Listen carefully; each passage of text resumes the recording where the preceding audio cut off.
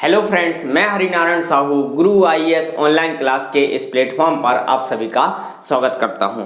और इस प्लेटफॉर्म के माध्यम से आज हम बात करने वाले हैं, स्टार्ट करने वाले हैं भारतीय संविधान का एक बहुत ही बड़ा टॉपिक जिससे क्वेश्चन बनते हैं, चाहे वो एग्जाम्स में हो, कॉम्पिटिटिव एग्जाम्स में हो, या जो लॉ फील्ड के लोग हैं, वकील लोग हैं, उनकी फील्ड में भी हो, या कंपटीशन जो भी हो, उस सब में मौलिक अधिकार से क्वेश्चन बनते हैं। उसके अलावा भी मौलिक अधिकार ऐसे अधिकार हैं, भले आप कोई कंपटीशन की तैयारी कर रहे हैं या नहीं कर रहे हैं, आपको यह समझ में आना चाहिए, क्योंकि ये ऐसे अधिकार हैं जो आम जनता, आम लोगों को प्राप्त हैं, भारत के नागरिकों को प्राप्त हैं और कुछ विदेशियों को भी प्राप्त है। मैं आपको समझाऊंगा, बस आप वीडियो के लास्ट तक बने रहिए और पूरा ध्यान से देखिए। बहुत ही आसान भाषा में यह अधिकार हमें समझने आने वाले हैं। इस लेक्चर में मैं मौलिक अधिकार की पृष्ठभूमि के बारे में बात करने वाला हूं। पृष्ठभूमि क्या होती है? मतलब ये मौलिक अधिकार या कोई भी जो अधिकार है किसी भी व्यक्ति को ऐसे नहीं मिलते हैं, उसके पीछे बहुत लंबी कहानी होती है, बहुत लंबी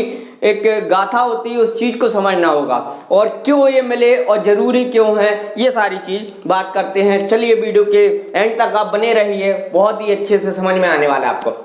सबसे पहले बात करते हैं कि जो मौलिक अधिकार हैं वो भारत देश के संविधान में स्थित है। आर्टिकल नंबर 12 से 35 तक मौलिक अधिकारों की व्याख्या की गई है। कुल टोटल मान के चलिए 12 से 35, अर्थात बहुत सारे आर्टिकल्स में इसका प्रावधान है।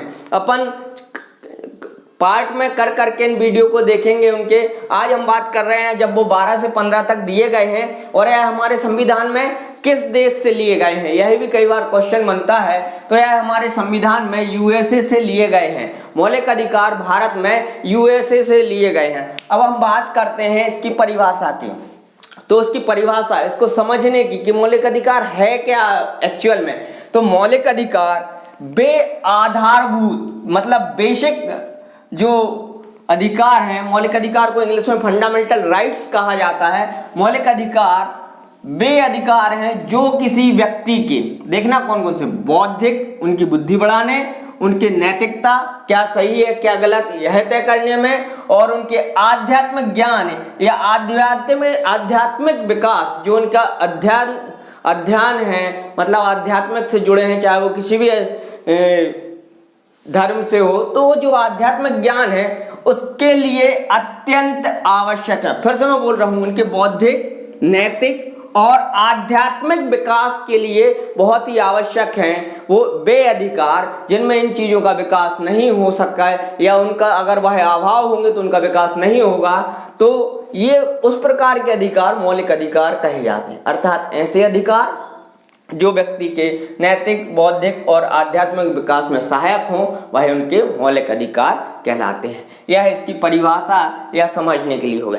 लेकिन उससे बड़ी चीज यह है कि भारतीय संविधान में कहीं पर भी मौलिक अधिकार की परिभाषा नहीं दी गई। ये जो परिभाषा है ये संविधान में नहीं दी गई है, संविधान में परिभाषा नहीं है। यह विद्वानों और जो संविधान के वेत्ता हैं उन्होंने बनाई है। यह भारतीय संविधान में मौलिक अधिकार की परिभाषा नहीं है। अगर आपसे क्वेश्चन आता है तो हाँ, आर्टिकल नंबर 12 में परिभाषा जरूर दी गई है। संविधान के आर्टिकल नंबर 12 में परिभाषा है, लेकिन वह मौलिक अधिकारों की नहीं है, वह राज्य शब्द की परिभाषा है। उसमें राज्य को समझाएगा। राज्य का अर्थ क्या होता है मैं आगे आपको समझाऊंगा, आर्टिकल 12 पूरा समझाऊंगा क्यों क्या परिभाषित, क्योंकि मैंने एक बार बताया था आपको कि अभी आप राज्य का अर्थ देश समझ लीजिए। तो देश क्यों कहा था यह भी मैं आगे बताऊंगा। चलिए आगे बढ़ते हैं मौलिक अधिकारों की पृष्ठभूमि में। तो मौलिक अधिकार की पृष्ठभूमि मतलब जब मौलिक अधिकार मिले तो उसके पहले, मौलिक अधिकारों को मिलने के लिए जब हमें प्राप्त थी उसके पहले क्या क्या घटनाएं घटी, कब से उसकी मांग उठ रही थी, क्यों नहीं मिले। चलिए सबसे पहले इसको दो भागों में बांटकर पढ़ेंगे हम। एक तो विश्व में मौलिक अधिकारों की पृष्ठभूमि और दूसरा भारत में मौलिक अधिकारों की पृष्ठभूमि। तो आप सभी को पता है जब संविधान नहीं होता था, लोकतंत्र नहीं होता था, तब क्या होता था, राजतंत्र होता था, राजाओं का शासन होता था। और आपको मालूम है अधिकतर राजा तानाशाह हुआ करते थे और राजाओं के पास सभी शक्तियां केंद्रित होती थीं और राजा सर्वशक्तियों का केंद्र बिंदु होता था। राजा ने जो कह दिया वही नियम कहलाता था। क्लियर है? अर्थात राजा ने बोल दिया आज से पूर्व दिशा को पश्चिम कहेंगे तो पश्चिम कहलाता था। वह किसी भी दंड की कोई भी सजा दे सकता था, कोई नियम कानून नहीं था। तो इस प्रकार चलते थे। तो सबसे पहले एक राजा थे ब्रिटेन के, उन ब्रिटेन के राजा 1215 ईस्वी में ब्रिटेन के एक राजा ने जनता को अपने विरुद्ध कुछ अधिकार दिए। जनता ने राजा ने स्वयं के विरुद्ध, मतलब राजा ने अपने स्वयं के विरुद्ध जनता को कुछ अधिकार दिए कि अगर मैं कुछ गलत करूं तो आपके ये अधिकार है। पहली बार विश्व में ऐसा हुआ था जब किसी राजा ने स्वयं के विरुद्ध जनता को अधिकार दिए। समझ रहे हैं आप, बहुत बड़ी बात थी। तो यह इतनी बड़ी बात थी कि यह पूरे विश्व में एक ऐतिहासिक पृष्ठभूमि बन गया। और जो अधिकार दिए, जो एक उन्होंने अधिकार पत्र बनाया था उस समय, उसे नाम दिया था उन्होंने ये मैग्ना कार्टा। बहुत ही इंपॉर्टेंट है मैग्ना कार्टा वर्ड। ये पूछा जाता है मैग्ना कार्टा किससे रिलेटेड है, कहाँ के राजा ने दिए थे, और आगे चलकर किसी भी व्यक्ति को जब कोई अधिकार मिलते हैं तो उससे यह तुलना की जाती, भैया आपको तो मैग्ना कार्टा मिल गया। क्लियर है? तो ये याद रखना, आगे मैं समझाऊंगा। तो मैग्ना कार्टा ब्रिटेन के एक राजा ने दिए जनता को कुछ कानून, और जो कानून दिए, जो अधिकार दिए, उसका जो पत्र था उसे एक नाम दिया मैग्ना कार्टा। क्लियर है? फिर हम आगे बात करते हैं। 1789 में फ्रांस में एक क्रांति हुई थी जिसमें फ्रांस के एक राजा थे लुईस 16। क्लियर है? तो वहां पे जब क्रांति हुई, उस क्रांति में स्वतंत्रता, समानता और बंधुत्व के नारे दिए गए। देखिए, स्वतंत्रता भी एक अधिकार है, किसी व्यक्ति को स्वतंत्रता मिलनी चाहिए। अगर वह स्वतंत्रता मांग रहा है अर्थात वह स्वतंत्र नहीं है और उसे स्वतंत्रता चाहिए, स्वतंत्रता उसका अधिकार है। समानता चाहिए, यह भी एक अधिकार है। बंधुत्व की भावना, यह भी एक अधिकार है। तो यह नारे दिए गए। तो ये भी क्या है, एक प्रकार से अधिकार है। क्लियर है? फिर हम अगली बात करते हैं। जब 1791 में यूएसए का पहला लिखित संविधान बना, तो यूएसए ने अपने संविधान में कुछ अधिकार जनता को दिए, जैसे नाम दिया बिल ऑफ राइट्स। तो याद रखना, ये क्वेश्चन पूछा जा सकता है कि अमेरिका के संविधान में जो मौलिक अधिकार है उसे किस नाम से जाना जाता है, तो बिल ऑफ राइट्स के नाम से जाना जाता है। तो ये हो गई विश्व की पृष्ठभूमि, इस प्रकार से चली। जो प्रमुख बिंदु थे वो देखे हमने। फिर अब हम बात करते हैं भारत में सबसे पहले मौलिक अधिकारों की मांग कब से उठने लगी।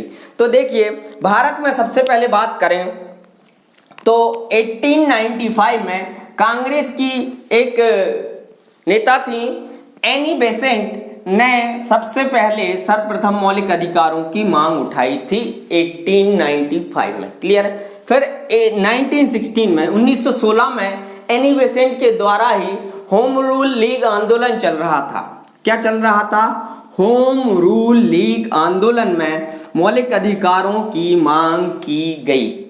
होम रूल लीग आंदोलन में मौलिक अधिकारों की मांग की गई। और उसके बाद फिर 1927 में कांग्रेस का एक अधिवेशन हुआ, उसमें भी संकल्प पत्र पेश करके, उसे पारित करके मौलिक अधिकारों की मांग ब्रिटेन से की गई। फिर मैं बात करता हूं उसके बाद 1931 में एक कराची अधिवेशन हुआ। उस कराची अधिवेशन के अध्यक्ष थे सरदार पटेल। उन सरदार पटेल ने भी मौलिक अधिकारों की मांग उस अधिवेशन में भी उठाई।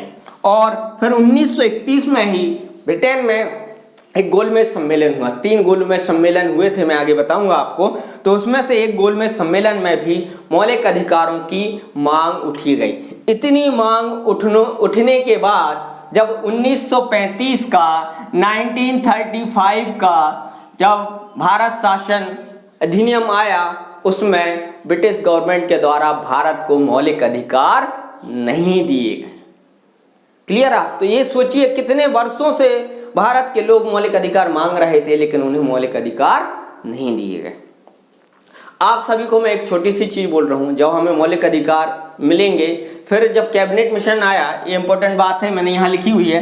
कैबिनेट मिशन जब भारत आया, जिसने के अनुशंसा पर संविधान सभा बनी, तभी मौलिक अधिकारों को डेवलप करने के लिए भारत में एक समिति बनाई गई, जिसके अध्यक्ष सरदार वल्लभ भाई पटेल को बनाया गया। क्लियर है? मौलिक अधिकार समिति के अध्यक्ष सरदार वल्लभ भाई पटेल को बनाया गया।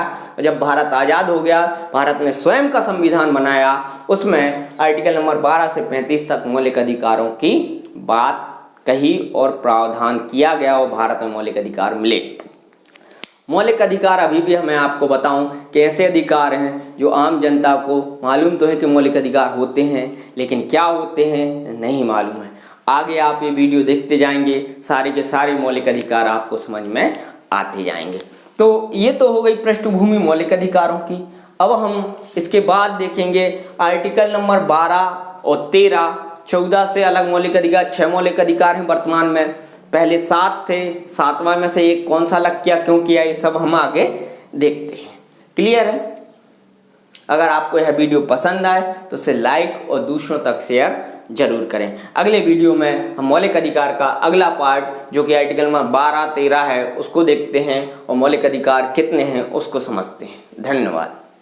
हाँ, एक चीज़ और, आप सभी से मेरा ये रिक्वेस्ट है कि अगर वीडियो पसंद आता है तो उसे लाइक जरूर करें, डाउट है तो कमेंट करें, अर्थात लाइक और कमेंट जरूर करें वीडियो पर। धन्यवाद।